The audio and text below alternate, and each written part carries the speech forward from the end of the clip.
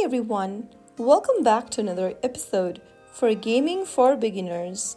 In this video, we will be learning how to log into Subway Surfers using a smartphone.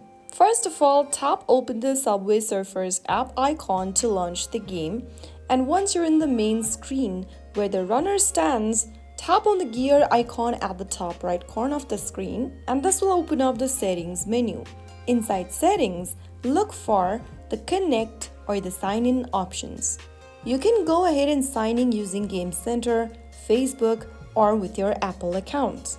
Choose one of these sign in options under connect to save your game progress and restore it on multiple devices. After choosing one of these sign in options, follow through the login prompts and enter your correct login credentials for your selected account, and you will then be able to sign in to Subway Surfers.